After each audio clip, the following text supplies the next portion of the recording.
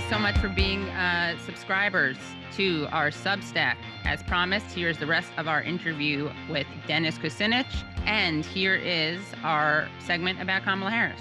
Well, speaking of literature, I thought it was so interesting in the book, and I didn't know this, that like part of your educational background, you studied theater, right? And you were interested, and you talk about it's almost like this quandary that you had, and you quote a professor who said that theater and politics were the same. Can you talk a bit about that? Because I think a lot of viewers and listeners may not know about that side of you. I was really moved by an autobiography by a famous theater person by the name of Moss Hart. And the autobiography was called Act One. I was always interested in the theater. I mean, it's interesting. I've never talked about this, but I can't wait. Okay. So I'm in the first grade and I get a chance to be in a play. And I was Jingle Bells or something in a first grade play. And my only line was to go on the stage and say, "Hi, I'm here. I'm Jingle Bells," and shake the bells, and then to applause, and then I go off stage. I think I was 6 years old then. Moving the calendar, I played the lead in the senior class play. I was Tully Bascom in The Mouse That Roared. Shameful little mouse, you scared that lady, the first visitor to our national park this year. And I still remember the lines. Yeah. And so I had the lead in that, and it was the first time my dad had ever seen me in anything, publicly. And she was like blown away by seeing the response to it. "Oh, you did good, kid." So, from there, I got into college, 2 years, worked for a couple of years, 2 jobs, and then finally enrolled in Cleveland State. And I had this brilliant theater professor by the name of Joseph Gary. And he and I are still dear friends today. And Joe had a reader's theater approach. And I studied, Edgar Lee Masters and his work, Spoon River. I looked at Under the Milkwood. I looked at some of Sherwood Anderson's work. And it inspired me to try my hand at writing. So I did an adaptation of a book by Joseph Coffer. And the name of the book was From the Insane Asylum. And I created a reader's theater. And we put it on at Cleveland State. And it had such an impact on people that they wanted me to take it regionally. I mean, like more legitimate theater. Even the Plain Dealer. I mean, I got a great review in the Plain Dealer. I still have it somewhere. It's like, and so I was so interested in the theater. I thought there were Kenley players, and I thought, maybe I'd want to be either an actor or a director, producer. But the theater, I went to every play I could possibly get to in Cleveland. Every musical. I love musicals.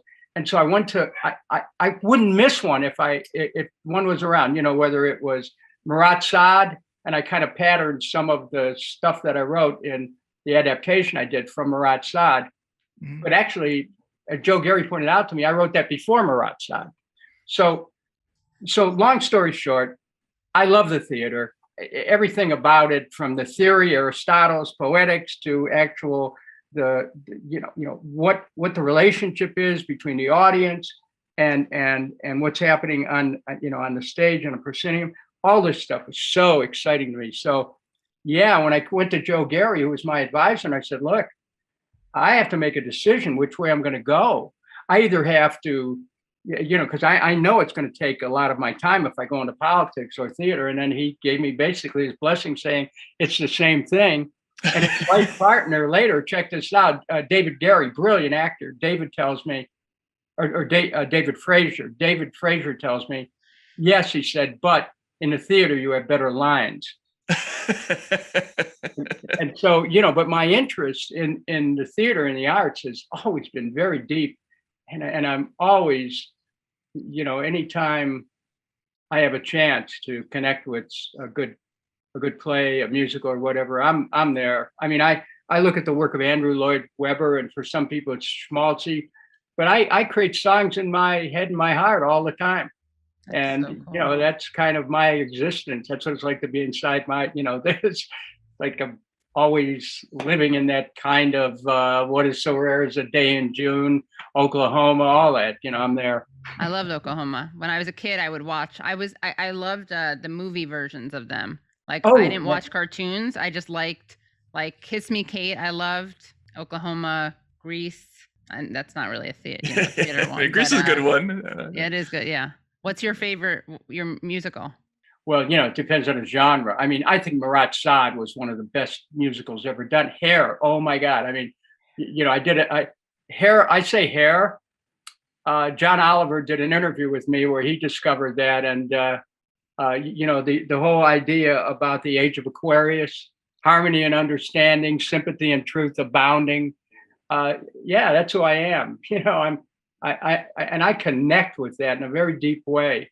The spirit that infuses me comes right from something like that. But then you go, Clear Day, You Can See Forever.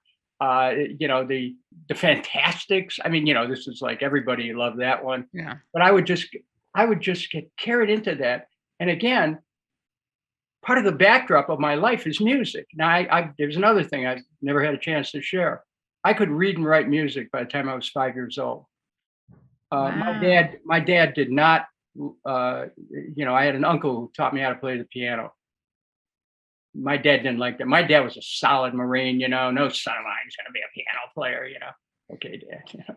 And then we had another idea. Couldn't play the piano. Uncle Lenny gave me some drums. Oh, Lenny said he's going to be another Gene Krupa. And my dad probably reminded him of his experience in World War II. Rat-a-tat-tat. Didn't go for that. As a kid, I basically, by the time I was 7, I guess I put that away. But I still hear music inside my head. I still hear these symphonies. I still hear the music of the spheres. I have this connection to music, and I always have a song in my heart. So why'd I go into politics? Who the hell knows? Can you do that now, though? I mean, can you go back to it now? Music? Yeah. I have to take some time to get back into reading the music, but I hear the music. So yeah, you should start. I hear it. I mean, I will tell you, one of the great thrills of my life was being able to spend time with John Williams, the great composer, very, very popular stuff. And I met him at an Academy Awards, and we had a chance to speak. And he has the ability, he gets these deep thematics that can really stir people. And but that's of course more contemporary. But I absolutely am riveted to the classics, whether it's, Tchaikovsky, Rimsky-Korsakov, a lot of the Russians, more contemporary, Gershwin, extraordinary.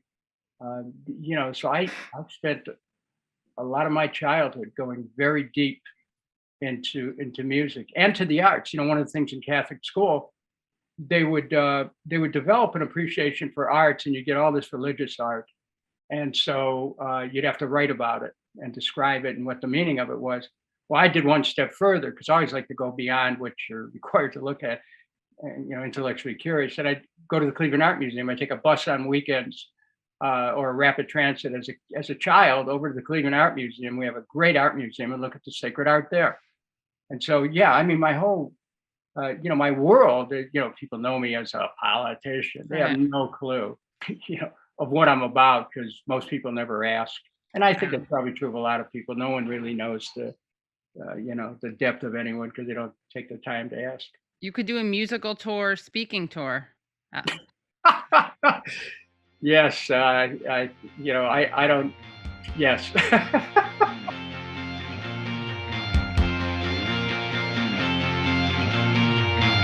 If you had felt like if your publisher or if there was pressure for you, like, I think it's a really unique book, and I really enjoyed the focus of it, like they're universal themes, but it's about one thing, right? One story. Was there pressure to not write about something like that? Did people try to get you to make it about something broader? After a foray into the publishing business, I found out, without going into boring details, it might be tough to get this published, because it is a frontal challenge to the entire system. Right, that too. And so I learned that as I was making my rounds, and not really naming names or anything, but Have you heard of? Are you familiar with Ani DeFranco? Yeah, we've had her on. We've had and her on the show. I fangirled out. I know like all the lyrics to all of her songs. Yeah. Okay, well, she did something years ago that I thought was incredible. She bucked the labels Right. Righteous by Babe. creating Righteous Babe. Okay, she created Righteous Babe. So I created my own version of Righteous Babe, Finney Avenue Books. Now, what's Finney Avenue Books? Okay, here's, if you can see this, Matt, you have your copy, but that's Finney Avenue. Okay, we lived there. Okay, that's one of the places we lived in. It was on the edge of a gully by the railroad tracks. Mhm. And our family of 9 lived in there with my father's elderly godfather, Frank Matkovich. When I was thinking about making sure this book got out, I just decided, myself, my wife, and a friend who's familiar with publishing, decided we'd do what Ani did and create our own company. And so that's what we've done. It's called Finney Avenue Books. But if you look in the book, Matt, you have a copy there. Yeah. Mhm. That picture right at the beginning, that's Finney Avenue. That's where that was, that was the house we lived in. And it's, I'm looking at it right now, and it's kind of a little bit Fellini-esque. The upper windows look like eyes. It's got a little Buster Keaton. Thank you. It does. Yeah, It does. yeah. So, and I did that. The book is published by Finney Avenue Books in homage to that period of my life where, we were really struggling every day and, teetering on the verge of either economic collapse, physical collapse, insanity. I mean, it's all there. Finney Avenue. I was really struck by a picture in the beginning of the book. It's a sign, I think, for Muni, right? Power to the people, right? Right. And I was just wondering, do you see yourself as a politician in the populist tradition? I mean, we've had Thomas Frank on the show many times, who's written books about populism, the populist movement, and it's a term that's kind of come back into vogue sometimes with a negative connotation in the media, and sometimes not. How do you see yourself in relation to that term? Well, we're not talking about the Tom Watson, populism, which had a bend to it that was questionable. Right. But you go to Huey Long, okay? Right. The kingfish, okay? And you look at Robert Penn Warren's account, All the King's Men. You look at what Long did. He had his side that we can get into in a second, but Huey Long rebuilt schools, hospitals, roads. He really was an extraordinary figure. I spent a lot of time studying him, and also going to Louisiana and talking to people there about Huey Long, and met some of his relatives who later on served in the U.S. Senate. Yeah, I mean, that kind of populism. Yeah, I've been informed by that. Every man a king, and by that virtue, every woman a queen. I was on a flight out of Louisiana after Mardi Gras, and I was on the plane with Al Hirt, a very famous jazz player. He broke out into a rendition on the plane of Every Man a King after I was talking to him about my own experience in Cleveland. Yeah, I mean, Huey Long had some things that were really important. Of course, at the end, of the story of his life, the gathering of all of his people around his deathbed, where he's, after he was, unfortunately, after he was shot, he's dying, and his question was, where's the deduct? No, he was asked by his people, where's the deduct box, Huey? Where's the deduct box? As he's going into these death throes, and they wanted to know where's the money that they took out of contracts and people's paychecks to fund their political operations. So that was part of it that I, didn't relate to. So yeah, I mean, I think there is a place for a progressive kind of populism that relates to people's economic aspirations, to their desire for decent wages, for jobs, for healthcare. I mean, this is why, I'm writing about utilities here, and I probably have more information about utilities in my head than I care to have. But the same is true of healthcare. people should have a right to control utilities. We should have healthcare for all. We should have education for all. Am I a socialist? No, I'm a Democrat. But I think that the society right now has become so polarized ideologically that people are losing the script on the economics. It's good for interest to play into the ideological polarization because that stops people from looking at the more substantive issues that affect our everyday life. How much they're paying for food, how much they're paying for energy, whether it's gas, oil, electricity, telecommunications, how much they're paying for housing, what their interest rates are. I mean, these are all questions that need to be raised. So am I a populist in that sense? Absolutely. Am I a populist in the sense of people pitting black against white? Hell no, because, the truth is you need to unite people regardless of their color to look at the economic issues. And the kind of racism that exists in a society that separates people, we need to just sweep to the side because it doesn't really go anywhere. And it's you wonder why it's just not an anachronism. Right. Well, it's funny. I was turning around because I was trying to see Thomas Frank's book, The People Know, which is about, as much as it is about populism, it's about anti-populism, which is, of course, a very useful tool.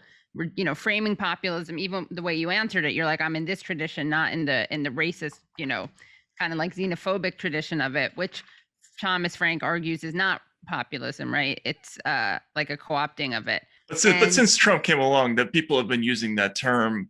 Right, to mean that, yeah. Right, yeah, right, exactly. Yeah. But it's interesting because, a lot of people assume that populism means like this racist divide and conquer, pitting people against each other. But of course, really the other populist tradition is about the underlying like shared interests of groups that are obscured by racism, right? There's this really ridiculous argument that you hear going around, which is like, you can't organize around class because racism, because people are racist. It's like, well, that's why you do have to organize around class. Like that is the antidote. And again, doesn't mean that you're going to get rid of racism. It's not a panacea, but it certainly is something that you can compete with racism with. Like it's an alternative way to organize and see interests. Well, we in Cleveland, when I was mayor, we united blacks and whites to challenge green. I'm not opposed to people making money. Everyone should have that chance. Everyone should have a chance of making enough money to survive. It doesn't always happen. But, you can go back to, in American history, you go back to William Jennings Bryan and the campaign of 1896, which was a watershed campaign in America, because he wasn't called the Prairie Populist for nothing. And the campaign to defeat him was organized in Cleveland, Ohio, by Mark Hanna. He was like the Karl Rove of his day, right? Oh, he was brilliant. But he also was instrumental in working to establish the Cleveland Electric Illuminating Company. Oh my goodness, I didn't know that. Oh yeah, there are these things, all things come around, I look at that era, they raised the money for William McKinley, who was then governor of Ohio, to get elected. And they elected McKinley. They told McKinley, you don't even have to leave your house, stay on your front porch. No need to campaign. If only he had stayed on it later on.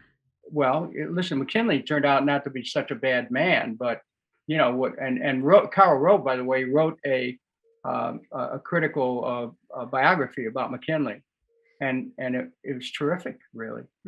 I want to say that the populism, that we're heirs of, comes out of the economic issues that William Jennings Bryan was raising in 1896. And of course, by the time 1900 came along, McKinley, was assassinated in 1901. Teddy Roosevelt becomes president, and he ushers in an era of progressivism that challenges the trusts. And so that was a more nuanced approach than, let's say, Bryan, because they really didn't care for each other. The American experience has always been this dynamic tension that exists between not just haves and have-nots, but people who are in the system, challenging the system, and people who are in the system trying to protect the status quo. And so, we're forever in that kind of tension. That's what I wanted to ask about. I mean, because when I first saw you on the campaign trail, probably in 2003, you were really the only politician who was talking in those terms. You talked about militarism. You talked about the Department of Peace. The Department of Peace was an idea that you have. I remember journalists like laughing about that and asking them, well, why that was funny. But this idea of looking at the world as divided into insiders and outsiders, people who are, inside of a corrupt system and outside of it. At the time, it was kind of an anathema, but by 2016, it was a significant way of looking at things in both parties, right? I mean, you had elements of that in the Democratic side and obviously in the Republican side. I mean, what did you think when you started to see that point of view become more widespread? It's been there. It's always been there. It's just waiting to be evoked.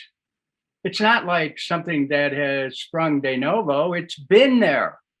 And the question is, who calls it forward? Who activates it? Who responds to it? There's another thing that's been there too, that I experienced when I traveled the country in 2003 and 4 as a candidate, and also in 2008, less time as a candidate. I found an underlying unity that exists in this country.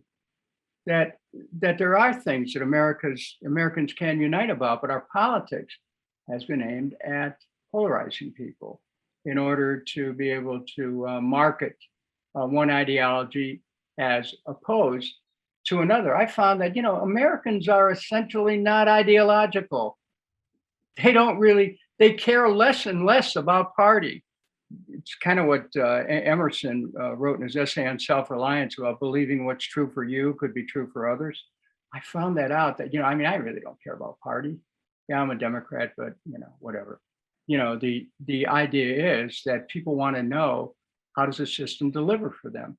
The Democratic Party became powerful through Franklin Roosevelt's New Deal, because there were things to give to people. There were jobs, there were, other kind of benefits people could have from participating in the system.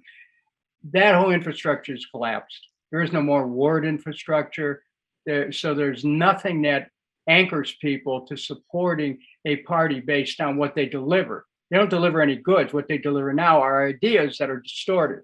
So I think we're looking at a series of circumstances that are creating more and more of an opening for an independent approach to politics. Yeah, it's a bipartisan, post-partisan consensus among voters of shared hatred of politicians. Yeah. Well, but Katie, that shared hatred that you're talking about is what today binds people opposed to Democrats or opposed to Republicans. Right. Trump helped stir that up, of course, but he didn't create it by any means. And, everybody likes to say, well, Trump this, Trump, no. Right. This stuff was out there. There was an intensification that went on that we have to recognize. Yeah, I think there's still there still is a possibility of uniting people, and particularly along economic issues. And again, the way that I look at the world as one. I look at the world holistically, as being interconnected and interdependent. I see the world as an organic whole. But you can do that simultaneously while looking at the defects in a system which are not permitting people to be able to survive. And I can see how to bring it together, but at the same time, you can't. You have to be realistic about what the dynamics are in the moment. Does it have to be a third party, or if there is going to be some kind of reform movement, let's say that would happen in the Democratic Party, would they have to forego their reliance on corporate money? I mean, would that be where it would have to start? Would any movement of the sort that you're talking about, would it have to start with who pays for it?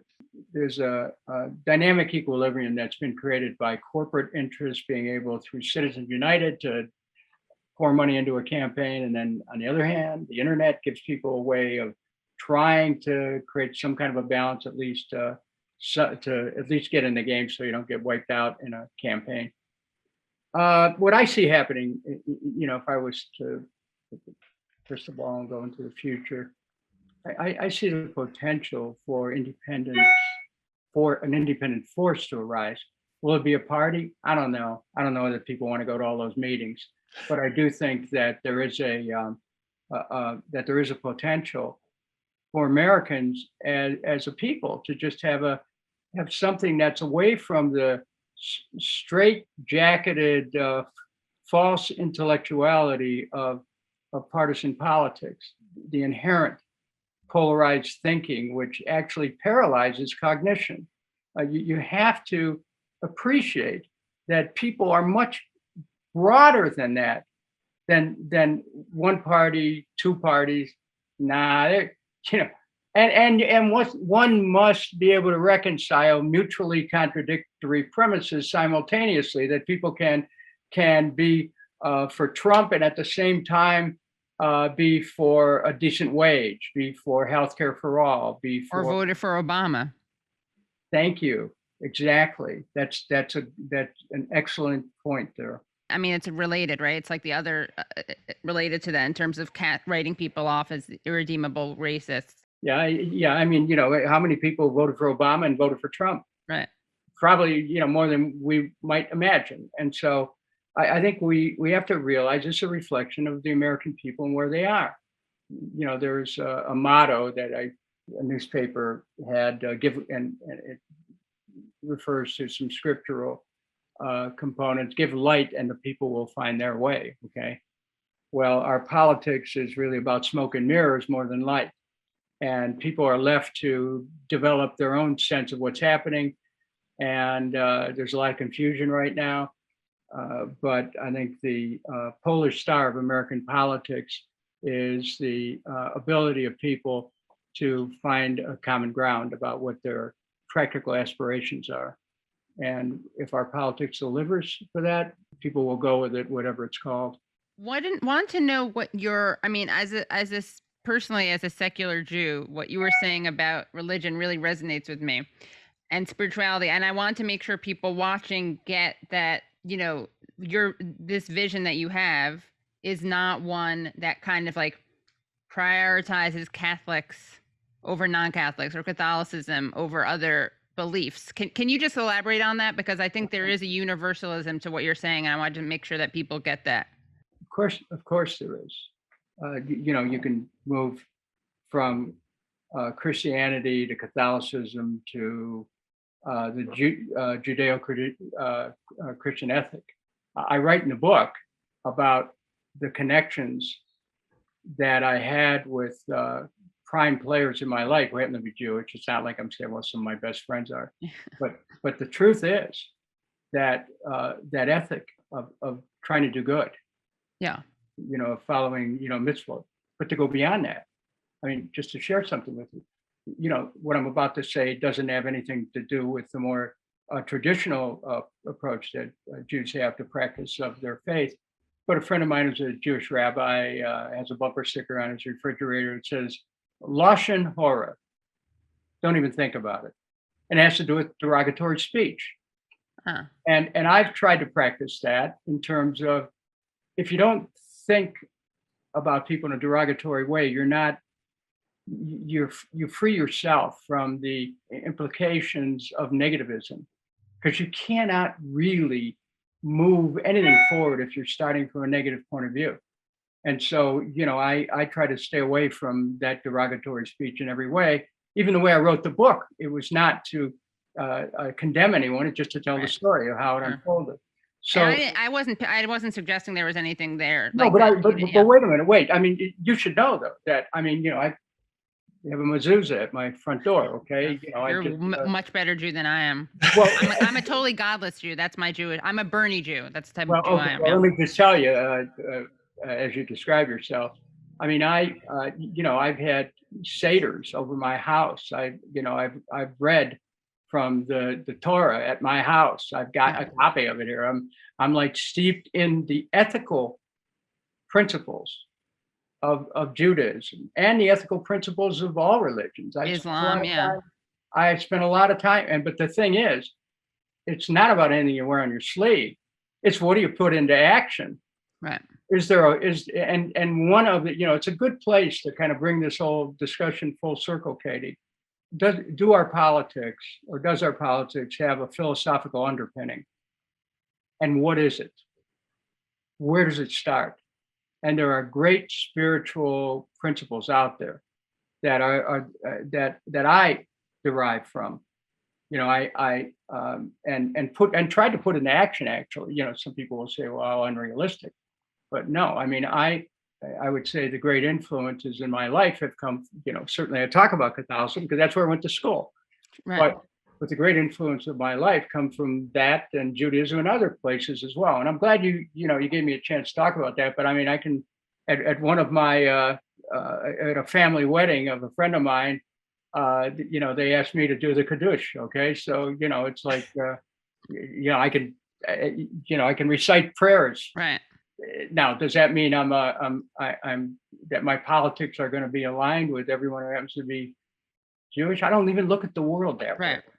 There is this interesting tradition of people who really identify with a certain religious tradition, but in a way that's very universal. So, like Gandhi didn't care if you were what religion you were. Like Martin Luther King certainly didn't care what religion you were.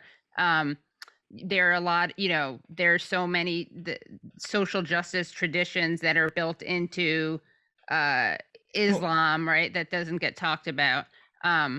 Right. Yeah, and I'll put it another way. Like in terms of the book, the book comes down to this one decision that you have to make about whether or not you're going to sell the power company, and it's a spiritual decision ultimately, right? Because you're really talking about whether you're going to sell your soul to keep your political career.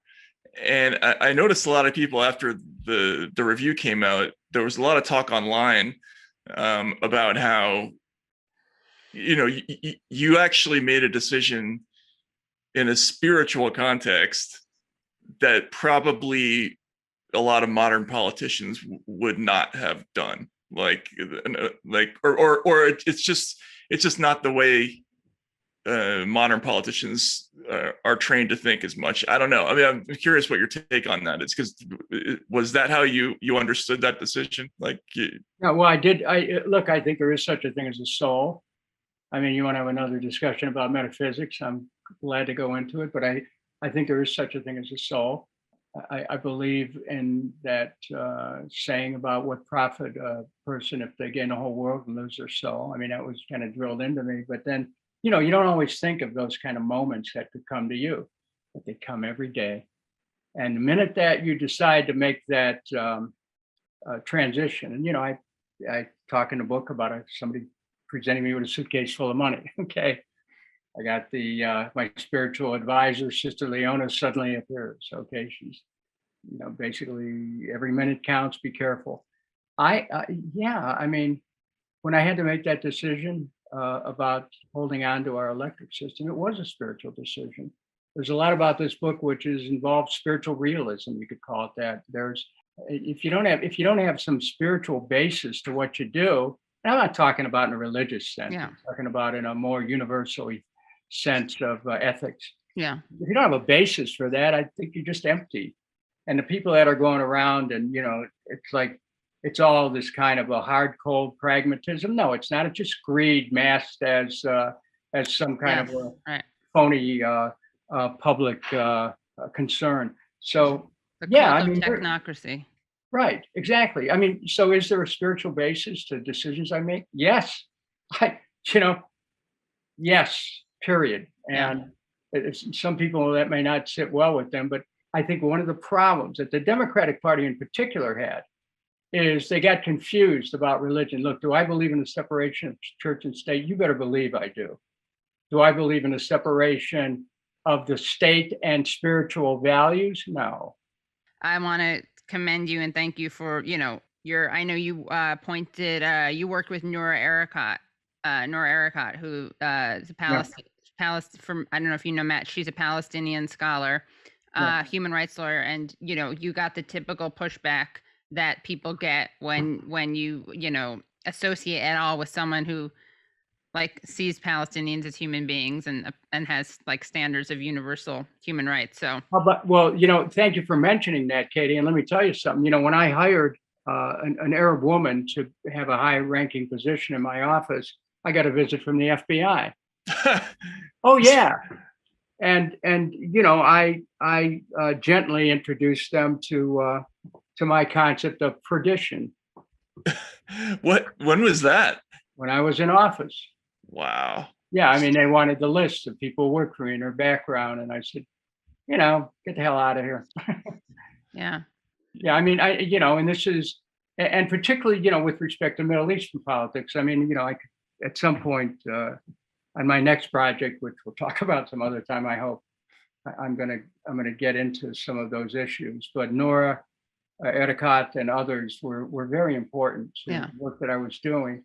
And my wife and I have both, we've worked for peace in the region. We've gone out there. We put ourselves on the line in dangerous circumstances to reach out to people, to listen to them, to hear their concerns, and to hear the concerns of people of all religions. Yeah. And this whole idea of separation is something we need to challenge, that somehow we're different. No, we're all human beings, and we have much more in common than we have different. And race, color, creed, these are like refractions of light through a prism, and we shouldn't be focusing on the prism, the differences in light. We should be focusing on the light that we're all part of.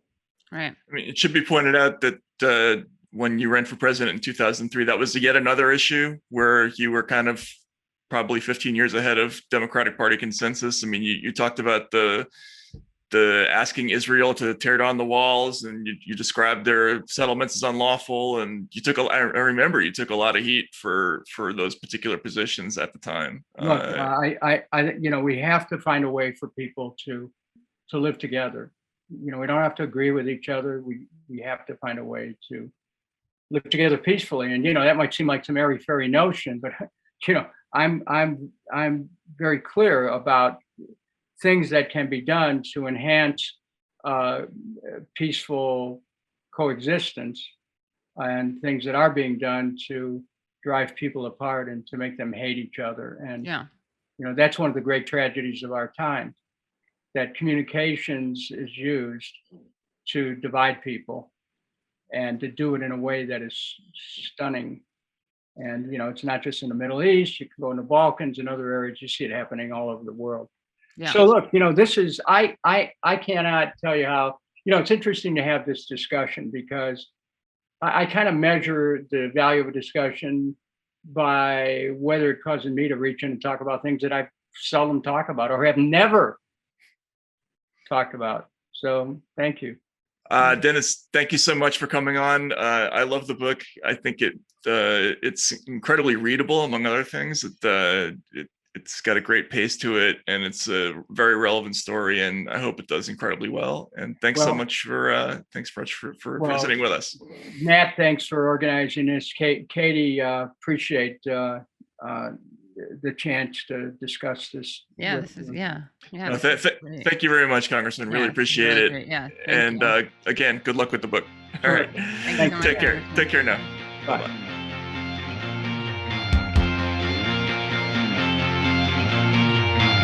I created a quiz for you before we get into the story. Okay. So it's a who said that. It's a concise, efficient one where we have one round only. Who said that? Kamala Harris, Hillary Clinton, or Joe Biden? Okay. Ready? Yep.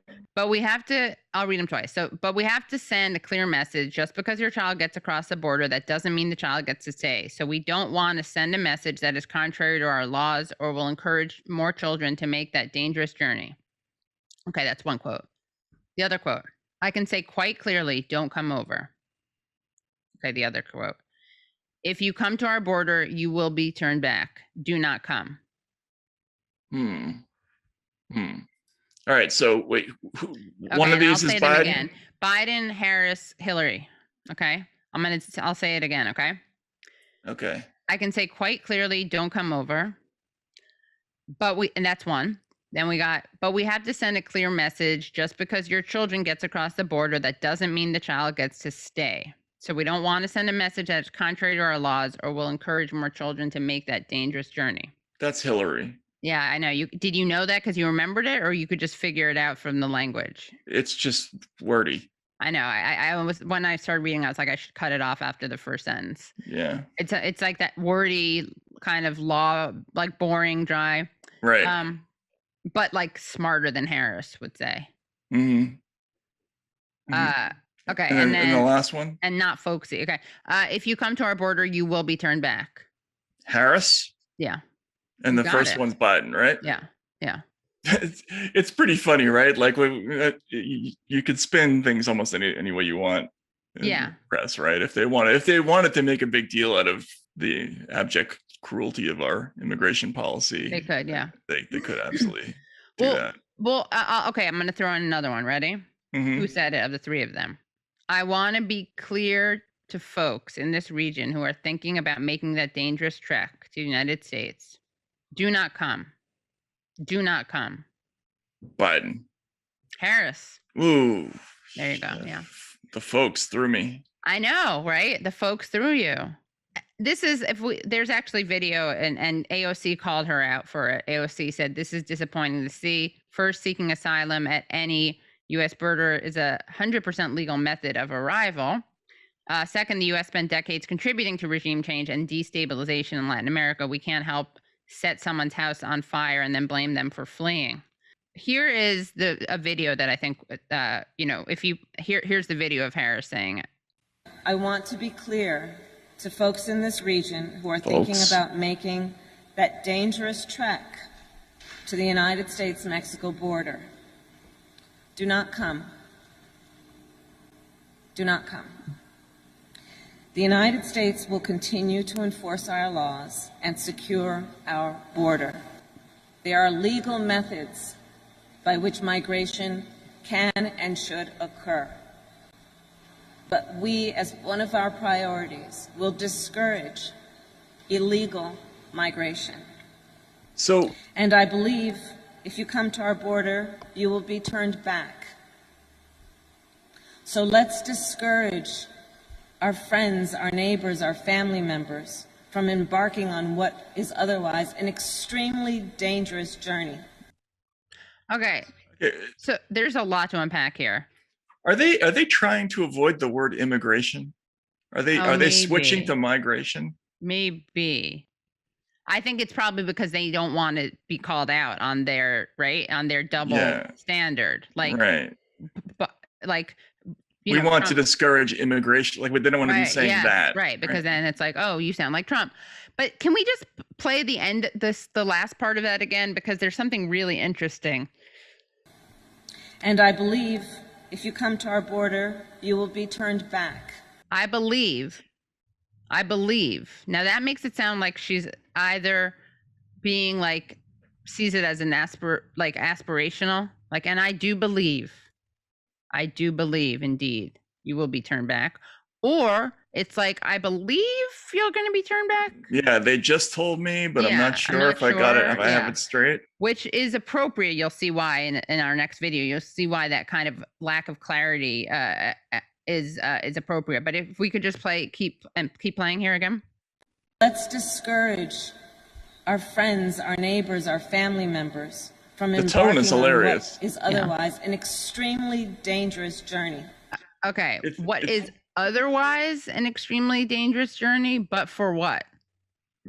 Yeah, I think she means to say before embarking on what is. Right. Yeah. But there's a lot, again, she's, this is. The tone is empathy, our friends, blah, blah, blah. Yeah. But the meaning is just don't come, fuck right. off. Yeah, it reminds me a bit of Bush saying like there are folks who wanna, what was it? He said some folks want to kill us or something. He said something about, he used folks, and it was about Bin Laden, I believe. And then I can't remember. Yeah. And then of course we tortured some folks, right? That's famous, yeah, that's famous. Right. Yeah, so that's Obama. Yeah, that's Obama. But there was another one from Bush. But it's like it's a weird, like it's an inappropriate use of folks, I would say. Kamala Harris is really like an empty vessel. She just is. She's like, Hillary Clinton was very inauthentic, but at least you get the sense that Hillary Clinton is a person who's like covering up her real personality. She has a personality. It can even be grating. Yeah, I have the sense that Hillary Clinton underneath actually has a quite of a vicious sense of humor. Oh yeah, definitely, yeah. Right. Yeah, and would be fun to like play cards with. Yeah, or, get hammered. Yeah, well, she's fun. You've seen her dancing, right? From when she was the Secretary of State. There's some really great photos of her dancing. I'll find those. But Right. this is just like Kamala Harris. You just get the sense is a total empty. I mean, I really think that we could take off a mask and there's someone else in there. But Right. if we could watch the follow-up video where she was asked about her presence on the border, I think this is a good one. Okay. Do you have any plans to visit the border? At some point, we are going to the border. We've been to the border. So this whole thing about the border, we've been to the border. We've been to the border. You haven't been to the border. And I haven't been to Europe. And I don't understand the point that you're making. I'm not discounting the importance of the border. Well, I really mentioned don't it because understand I know Republicans have certainly come at you on this, but Democratic Congressman Cuellar has a border district, has said to you and the president, come. You need to see this. Listen, I care about what's happening at the border. I'm in Guatemala because my focus is dealing with the root causes of migration. There may be some who think that that is not important, but it is my firm belief that if we care about what's happening at the border, we better care about the root causes and address them. And so that's what I'm doing. This also kind of maybe falls under the woke washing because I get root causes and those are important. But we talked about this a couple of episodes ago. Root causes is not corruption, which is what she says it is, among other things. It is not, root causes when you are the United States is stuff that the United States does. Like, that's what you should be looking at if you want to get to the root causes of something, because that's something you can actually control. But I think it's woke washing because she's using this like pseudo, like progressive, not Veneer. Veneer to cover up just being a dick and being the opposite of looking at root causes. Like, it's interesting because usually the people who talk about root causes do what AOC did, right? Which is they look at the way the United States contributed to the situation. But she's using root causes as a buzzword. And notice what she does is she makes it sound like if you care about the fact that she hasn't been to the border, that's you're the jerk. You're the jerk. It's really kind of brilliant and sordid. It's basically root causes, again, which signals a kind of wokeness. Yeah, it's like if we broke up the banks tomorrow, would that end racism? Exactly. It's a version of that. But it's also it'd be the equivalent of saying, like, to someone who wants to break up the banks, like, well, I care about racism. I get that there's some people who don't think racism, I care about combating racism. I get that there's some people who don't care about that. I mean, it's just it's like everything that's terrible wrapped into one. Right. Virtue signaling, but not only is it empty virtue signaling, it's worse than that because look, you know what? I'm going to wokeify this. Ready? She's denying the structural realities. She is bootstrapping and gaslighting Guatemala. Wow. She needs to interrogate her privilege and her abusive, toxic behavior. Yeah. Or the power imbalance. She's not looking at the power imbalance between the United States and Guatemala. Or between her and Lester Holt. Yeah, that's true. That is true. You know, I mean, like he's asking her about her being on the border and she's just doing the whole, it was a debate. That, I was going to say that. That reminded me of that moment. It was a debate, gaslighting the questioner as if they're ridiculous, right? And that was, of course, when Stephen Colbert was like, so you really went after Biden as like a segregationist, now you're running with him. And her thing was, it was a debate. Yeah. Laughing in his face. But it's not a real laugh. It's like it's a notch above like, actual anger, Yeah. It was a debate. Not everybody landed punches like you did, though. It was a debate. So you don't mean it. It was a debate. That the whole reason, literally, it was a debate. It was called a debate. I understand. Traveled to the debate. There were journalists there covering the debate, where there would be a debate of differences of opinion and issues. Okay. Yeah, she's really. It's not like bottomless rage though, like Clinton. That's one of the things I liked about Hillary Clinton. Exactly. That goes back to how she's actually has a personality, and Kamala is an empty sort of. She's a little worse than an empty vessel, though, because that would make her more benign than she is. She's a soulless person. Someone pointed out that once on my show, on the Katie Albert show, I said something. One of us said something. I think it was me. It was like a panel discussion. I was like, well, because she has no soul. And someone commented in the live chat. They're like, I love the way Katie says she has no soul. And everyone in the chat is like nodding their head as if it's not a controversial statement.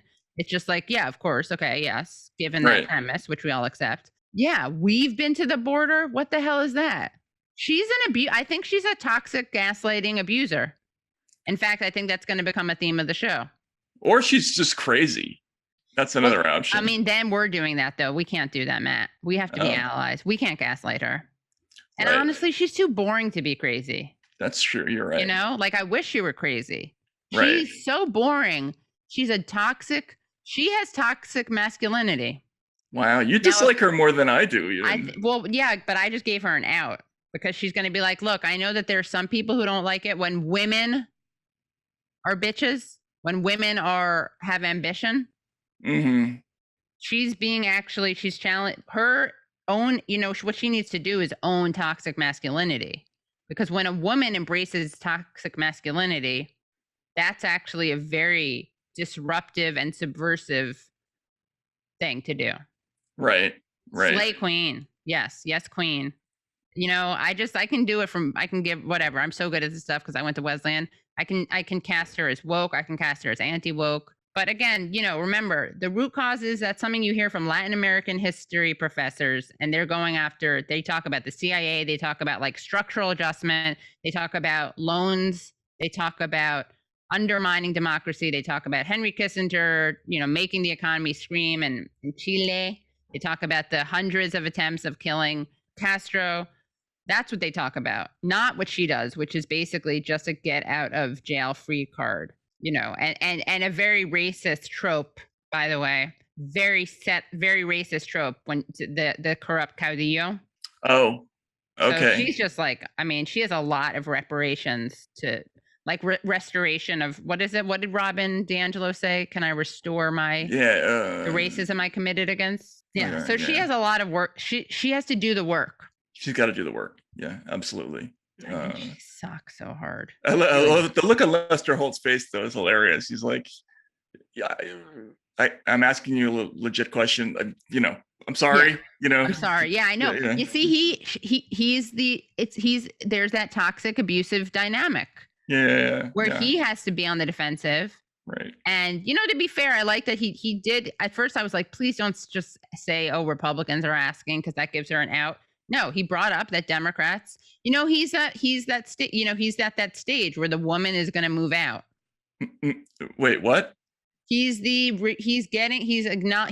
through the abusive gaslighting behavior. Oh, I see. Okay, right. Yes. You know what? I'm not going to put up with it anymore. Yeah, exactly. This time I really am leaving.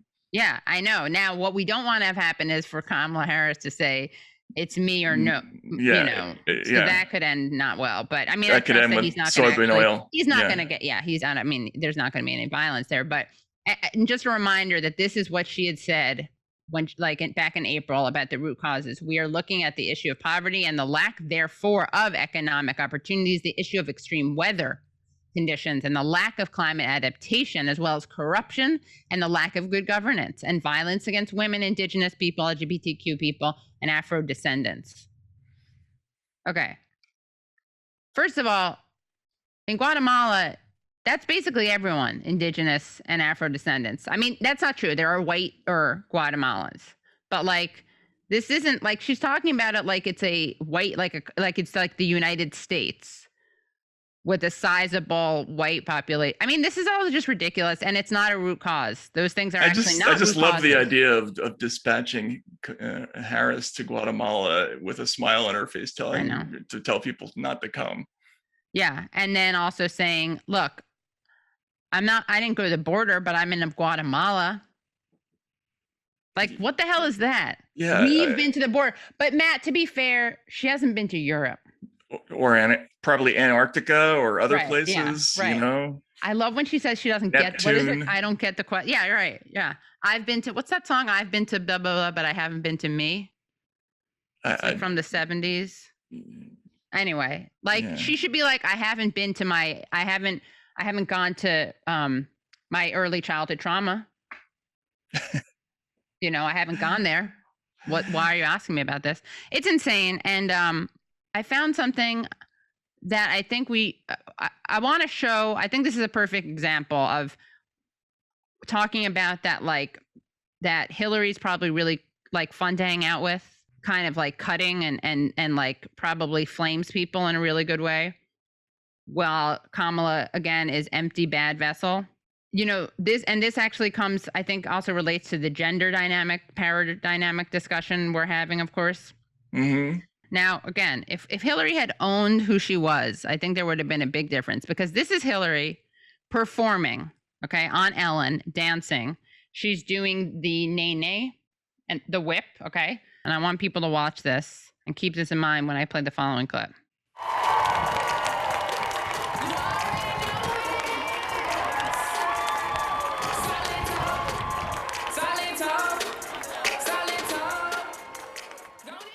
Okay, that's pretty painful, right? Watching her on Ellen, right? Yeah, that was very painful. I mean, I'd be worse, but that was yeah, painful. but you wouldn't do it probably, and you wouldn't be running for office.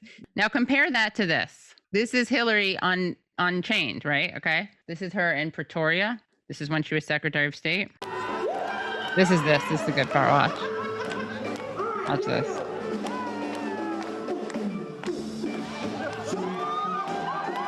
There. Oh yeah, look at that. You see, that's Hillary. That's the authentic Hillary. And how would you describe that? I mean, it's a little girl on girl action. Yeah, it is. It's sorority girl. It's like she actually, you know, the woman, the singer goes like wiggles down in front of her, and Hillary's behind, you know, doing the like Secretaries of State gone wild. Yeah, exactly. Exactly. You see, and you know, Kamala would never do that. Kamala's dancing is just so like, even that is like fake. Whatever. Yeah, I guess I can't. I'm the other thing with Hillary is that she can go from being in that state to like giving you a look that it tells you that she's fantasizing about killing you? Yeah, about like nuking an entire country and that too. you know, that's. But yeah, no, that was great. Body shots, like you know, lines of whatever. Yeah, there's like you can imagine her getting all the way into that stuff. Yeah. So Kamala Harris, not good. Not good. That's our conclusion. Yeah.